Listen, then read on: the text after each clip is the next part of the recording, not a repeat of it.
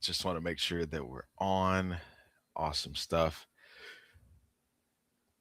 We got a hump day. Hump day is today. So super excited to be jumping on today, obviously, with a good buddy of mine that you guys are going to get to learn a lot more about. And there is a few things that we're going to be talking about today, but with these, we've been doing a lot of stuff behind the scenes, and we just wanted to have this be something that we could start doing right now as we plan to not just launch this new cool thing that has been super helpful for myself, him, and a few others, but just something that we feel like is going to fill a really really great hole. So enough hymns and hours. This is Ryan Baker, absolutely awesome guy.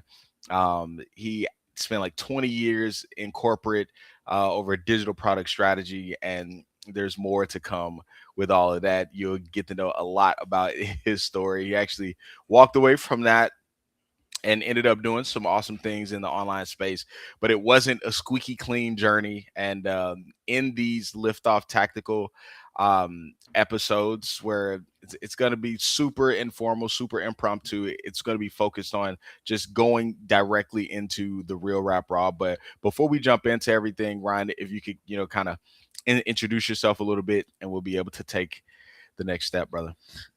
Yeah. Hey, everybody. What else is there to say? I think you did it justice. Yeah, like, well, you are like married and like you have kids and stuff, and an amazing haircut that is well taken care of. So at least that.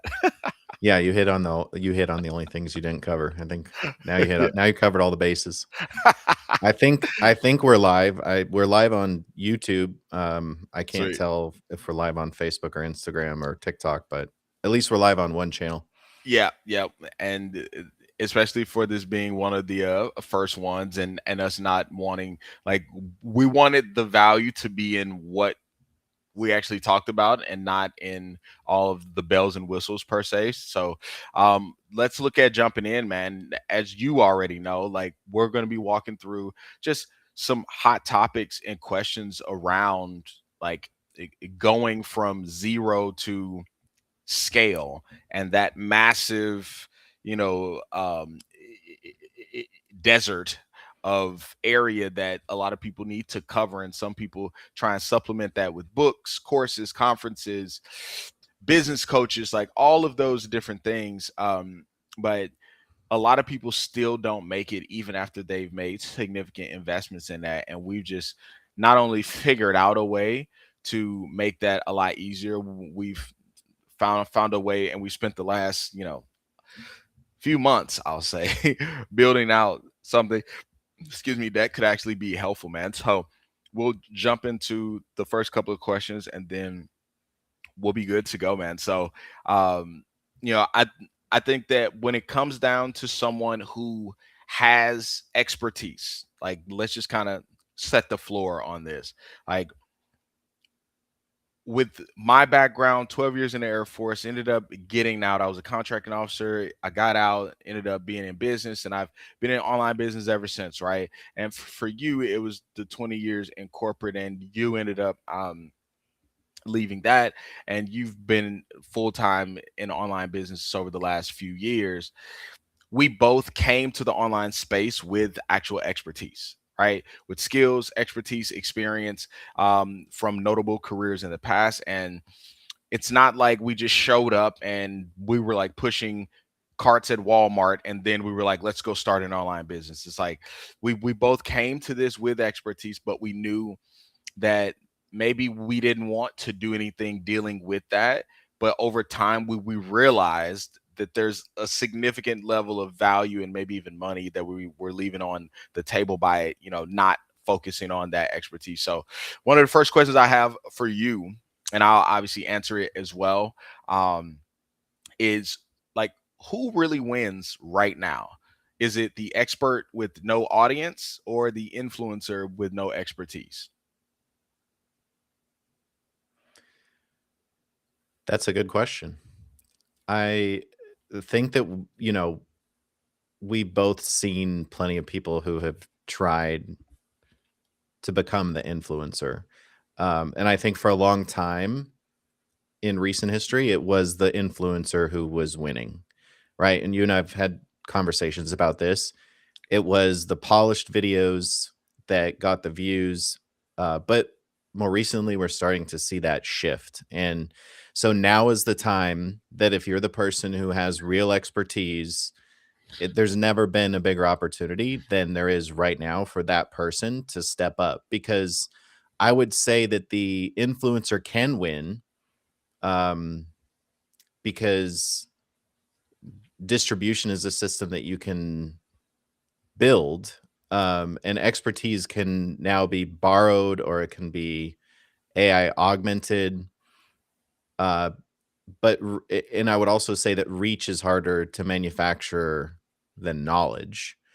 Um, but you saw me go down one path where it was more of trying to be the influencer because I thought that was the thing to do when I first got into this world. But I very quickly learned that that's not the easier path. I had videos on TikTok that had over 3 million views, but my 20 years of experience won in the long run because videos with millions of views, one video with over 3 million views, the expertise in the long run won out because I had one conversation with the right person that led to a joint venture, a joint, yeah, a partnership, a joint venture that turned into 15 new clients and $75,000 over the course of 10 days, where I had 18 months of in 500 posts and I only had one client to show from that. So that was a really long story, long convoluted answer, but I think it answers the question. Yeah, Maybe. yeah, for sure, man. And from my perspective, I would agree that I always say that there's more than one way to skin a cat, and when you understand that, then it hopefully it helps you have the perspective that, hey, I don't need to choose either or. It's more about me choosing what is going to align best with me. Now, knowing what I know now and like the amount of people I've helped and even myself, right? It's like having that expertise is, unless you like you have to genuinely like creating content. If you love creating content, like you love setting up your camera and getting all the angles and the B-roll and all of these different things, if you love that stuff, then like it kind of doesn't matter whether you have expertise or not, as far as like a skill set outside of that. But if you're someone who is like most people, you like what you like, and it's usually not putting your face on the internet over extended periods of time, right?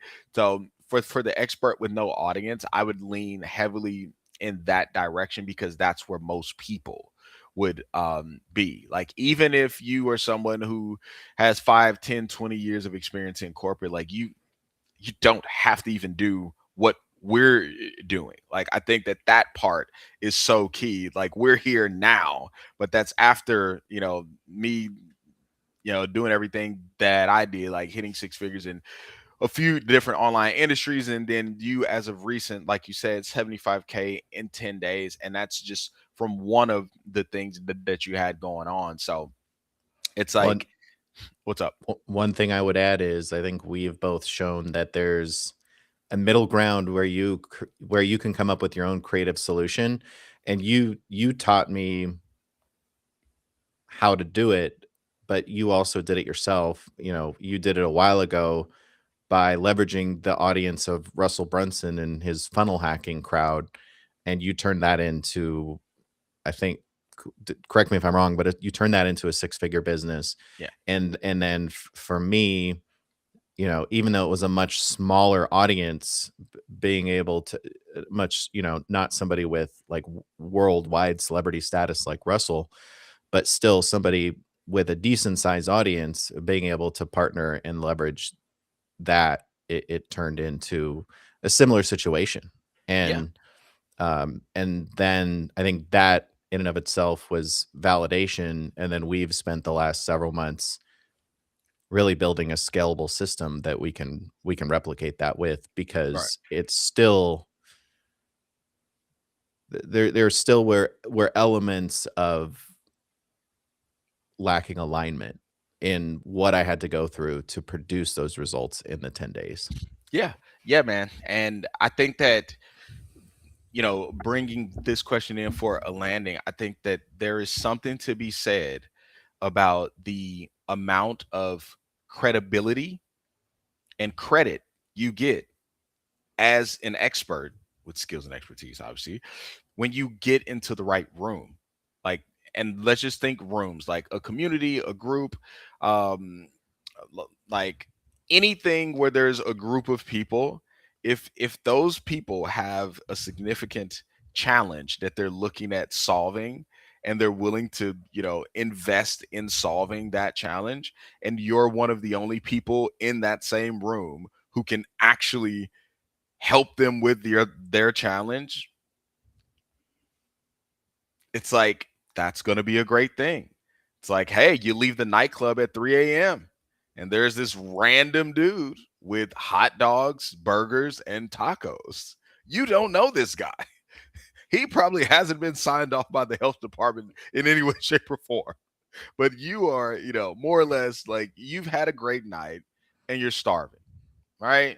And people will take that chance all day because they have an immediate challenge that they're looking at investing in to, bring some level of a resolution to it. So awesome stuff, man. The next thing is going to be around AI and like, Chat GPT, Claude, Gemini, and that type of stuff. So is an AI chatbot your most trusted business advisor right now? And I know that it's not necessarily for you, but it's one of those things where we both know that there are a lot of people who lean heavily into these AI platforms for business advice and direction overall. So what are your overall thoughts on that, man? Yeah, I'll give you both answers. I'll give you the answer from my business, and then I'll give you the answer that I think where a lot of people I see making mistakes.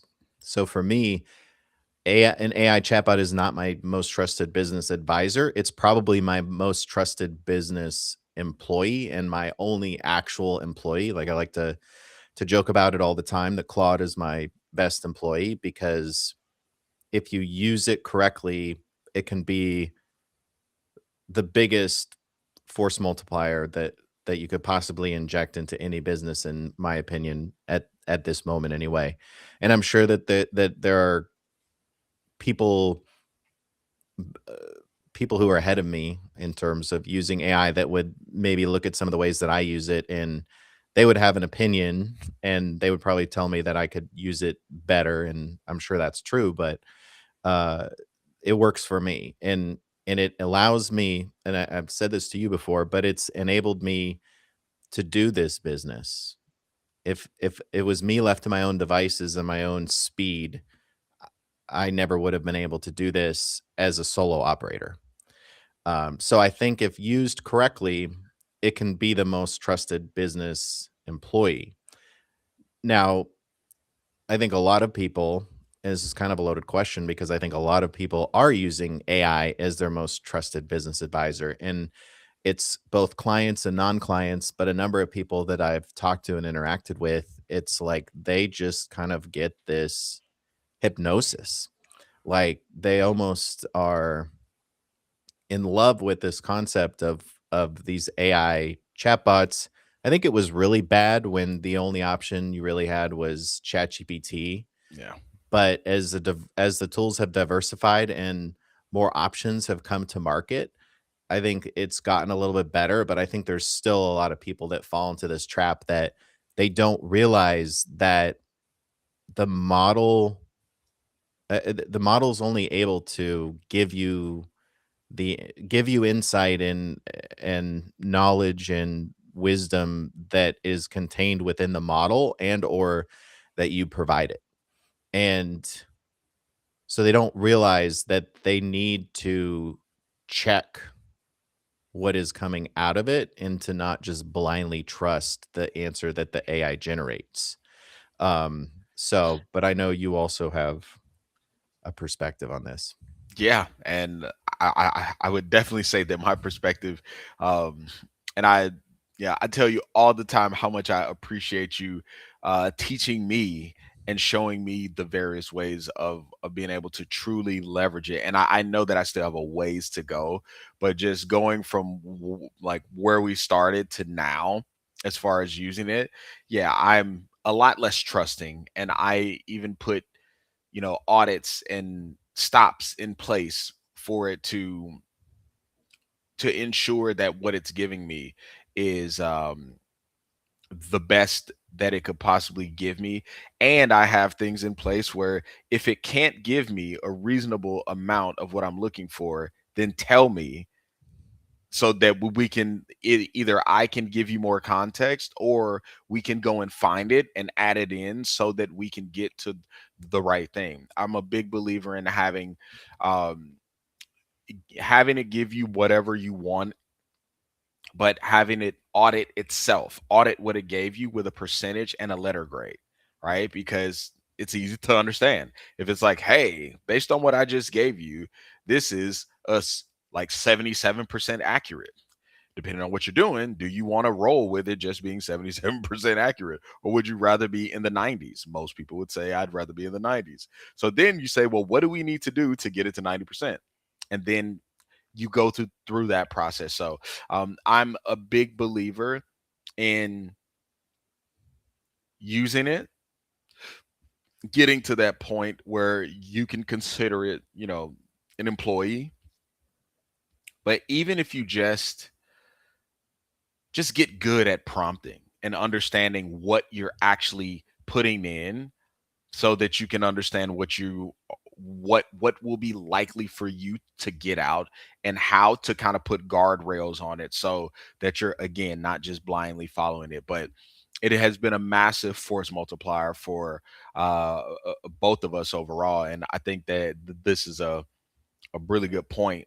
There's like, I got a couple of more questions, but um to really, really talk about like what we've put together, man. So I'd love for you to kind of break down like what Liftoff Lab is from your perspective. And it's not the generic answer of like Liftoff Lab is this, where you can go do this and that and blah, blah, blah, blah, blah. It's like, based on the months and months that we've put into building Liftoff Lab, and we're like literally like, this is, I don't want to say day one, but it's a really, really exciting time as far as making it publicly known about the beta launch and everything. Like, what if you had to give from your perspective what Liftoff Lab is, what would that sound like, man?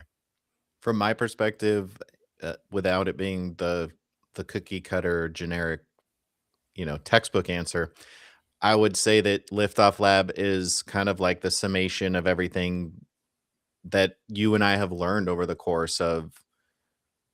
For me, it was a longer corporate career. For you, it was a military career followed by an extensive experience in the online world. But it was a summation of everything that we have observed, both observed and executed in terms of what worked, what we've observed working well, what has actually worked well in practice for things that both of us have done, and especially for me, a summation of what's worked, including what works well and excluding what didn't work well since I've been in the online space.